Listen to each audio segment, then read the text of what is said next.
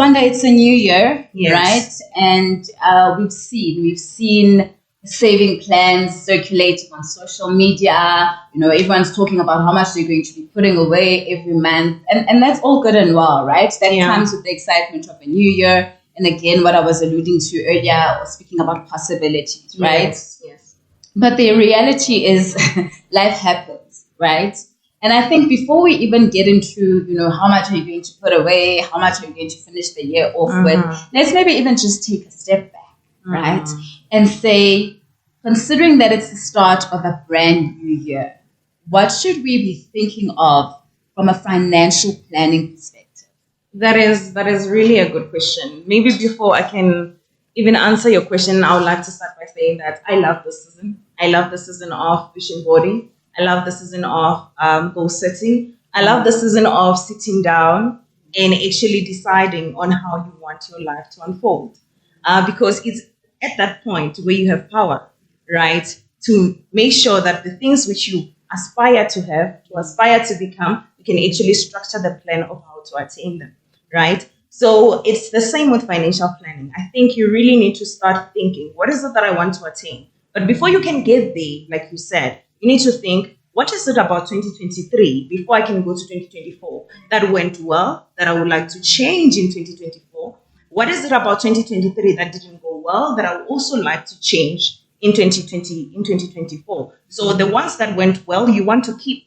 You want to be able to continuously do the things that works, right? And it's the things that actually sustain us. But the things that didn't work is the things that would really need effort from you. So you really need to think about that. Another thing, as you're planning onto or having financial planning into the year 2024, that you need to think about is that financial planning is not a separate thing for from your life.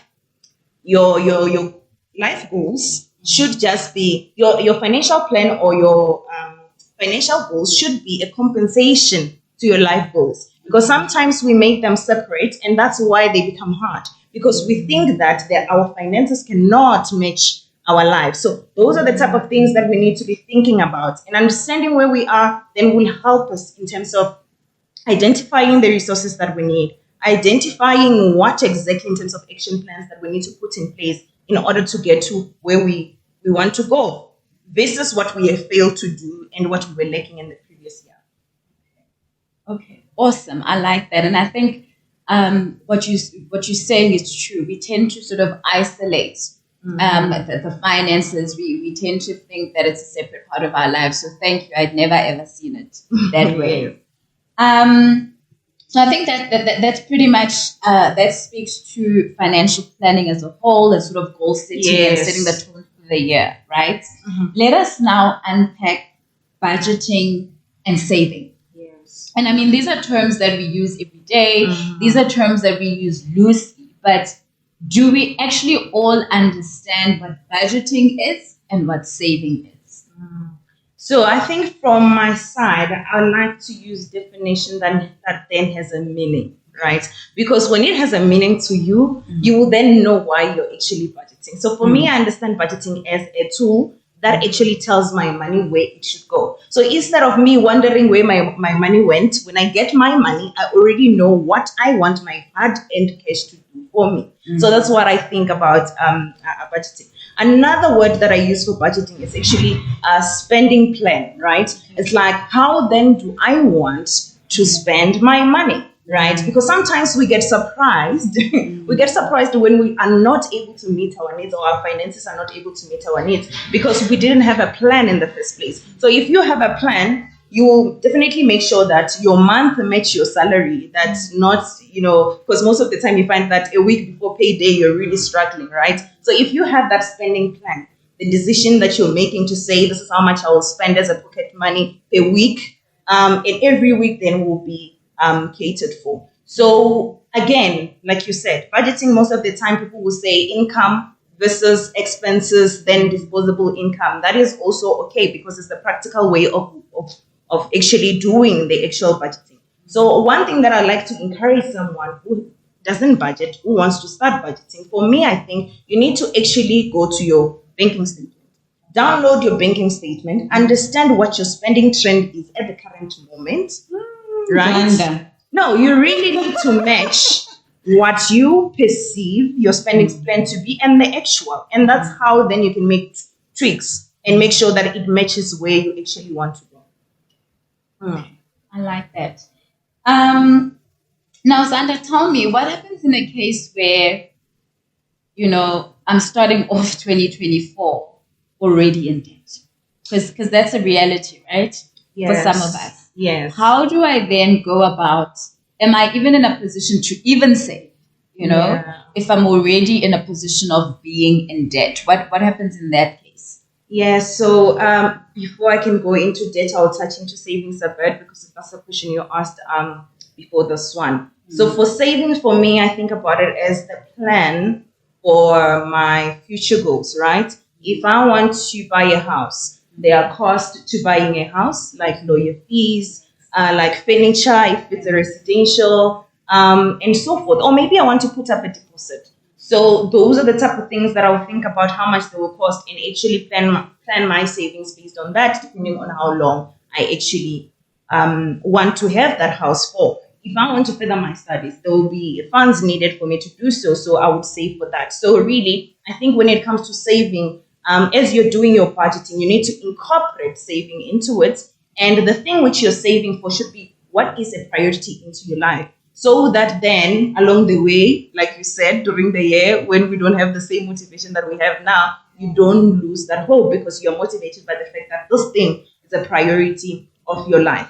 If we do not do that, if we do not plan for our future, unfortunately, we start relying on credit for us to attain those things that we wish to have, right? So, and when we are actually maybe starting the year and we are already in credit, some of the things that we need to think about is that it is possible to get out of debt. There are people who have gotten out of a 6 million debt. I know a lady who was speaking at the JSE and she has had a 6 million debt and she's out of it, right?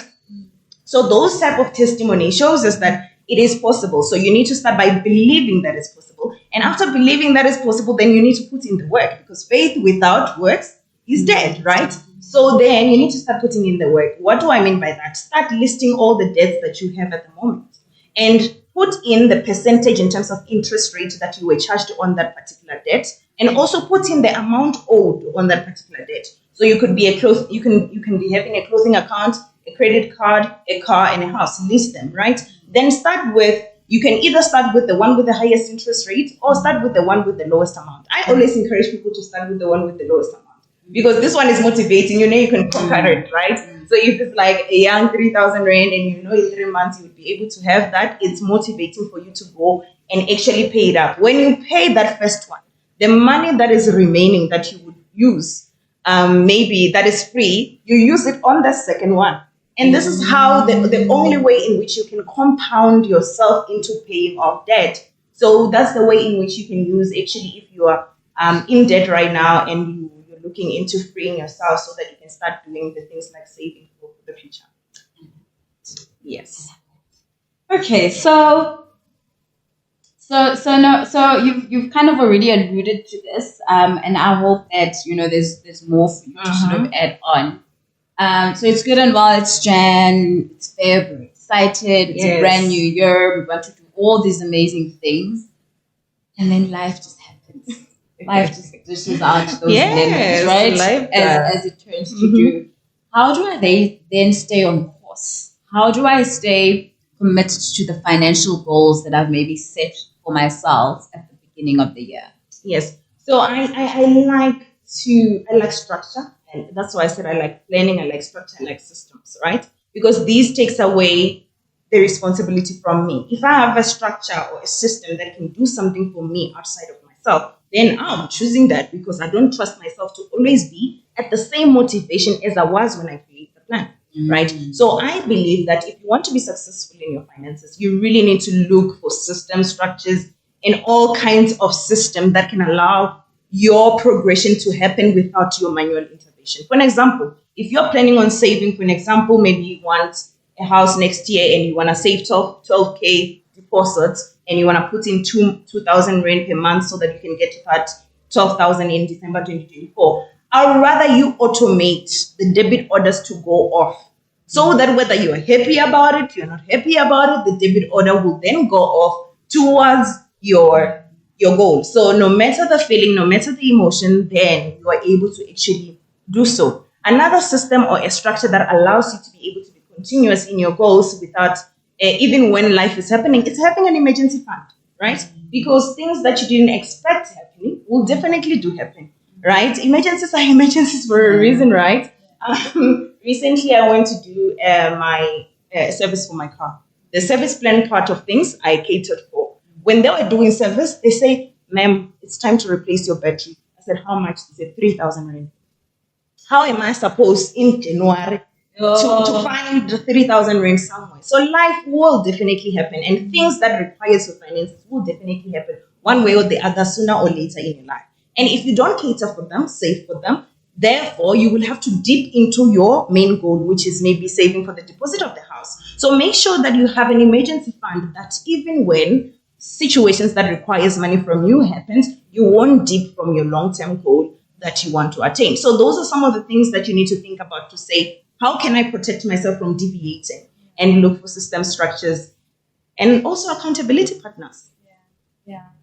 I rely a lot on accountability helpers because Yes. they keep you honest, right? Yes. And just touching on the emergency fund, what percentage of your, let's say, your net salary should it be?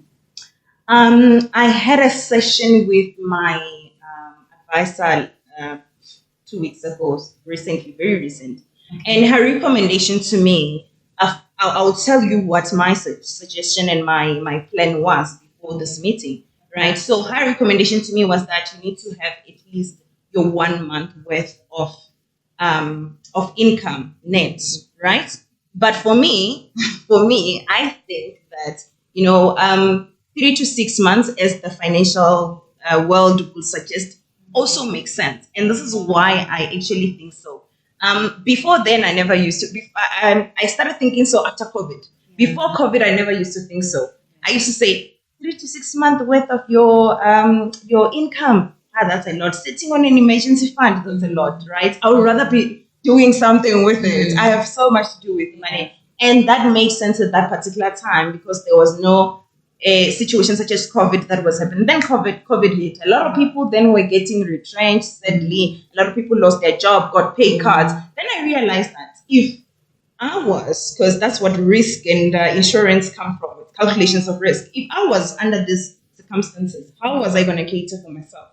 That means that I was going to sell my shares, or I was going to sell my investment, or I was going to dissolve one of my properties so that I can cater for my day-to-day life, right? Which is not ideal. So that's when the understanding of 3 to 6 months worth of your living expenses then started to make sense for me. So that's what I would recommend if you have the capacity. But if you don't, this is the way in which you can calculate your emergency, in a sense of just protecting yourself from being derailed from your goal. It's thinking what can happen at this particular time that then would really frustrate you and cater for that bill. For me, it's going home, right?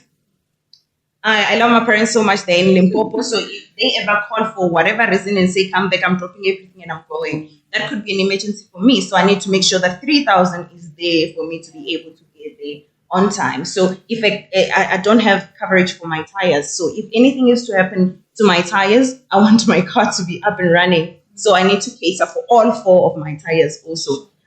Windscreen, I have coverage for that, but all those things, you start thinking about them and say, these are the things that would frustrate me, and you cover for them. And that's also how you decide to take up insurances as well. Just listening to you talk, and I'm just like, oh, yeah, no, my financial muscle needs to really, It should. yeah, no, this year. So just in wrapping up, right? Yes. I think you've given us some valuable nuggets. I think you've really given I us. did. You have, and you've really given us practical examples. Yeah. It's really stuff that we can go away and put into action. Yeah. And it's measurable as well. What I like about it. But do you think there's any other budgeting or saving tips that you feel you still would like to share with us? Yes, I think in terms of savings as well, and budgeting, let's start with budgeting and then I'll give you savings. I think with budgeting, there's a lot of people who think that budgeting is an administrative exercise. It's boring for me. Why should I be doing it? Or I don't earn enough, or I earn too much, right? Yeah, I've heard someone say that I don't budget because I have enough. Okay. And for me, I think then you're missing the point of the exercise. I think for me, if you want to start budgeting and do it to the maximum, is for you to understand that it's how much you can maximize your income and to maximize the potential it has. There are people who earn 30,000, both of them. One is making too much with their money. The other one is yolling, doing you only live once activities. And in a long run, most of the time people ask questions such as, why would she do that when she's only a teacher? Why would she how does she send her kid to school when she's only a nurse, right? The thing that people do not understand is that you undermined your income. That person actually maximize their income through budgeting, understanding, no, I will only buy sugar this time, that's what budgeting is. So let's connect in a realistic term with budgeting so that then when we actually do budget, we know we are affecting our lives and the outcome of how we want to look like in the next 5 years, in the next 10 years. On the saving side, people say, I don't save because I don't have enough, right? Sometimes that reason is solid. You find that a person is hired at a place that is close to the city, right? If they get to stay in the city, it will take up too much of their rent because it's in the city. If they stay too far, it will take up too much of their money through transport, right? So it's possible to not have enough. I understand. I would like to challenge this generation when it comes to saving. If you want to save the best that you can save and you feel that you don't have enough, go and find extra source of income. You can sell Avon, you can resell clothes, you can clean people's houses, you can do online courses, anything that you can get to be able to maximize your income so that you can save. It's important because it's through savings where you will be able to improve the standard of your living and change the circumstances of your life. Yep. Okay. When I grow up, I want to be like Zwanda. Please don't. There's only one Zwanda. Just with a different name. Thank you so much Thank you. For those tips. Thank you. For the advice. I don't know about the person watching at home, but I've surely learned a lot. And as I've already said, I really will be walking away and implementing most, if not all, of what you've said.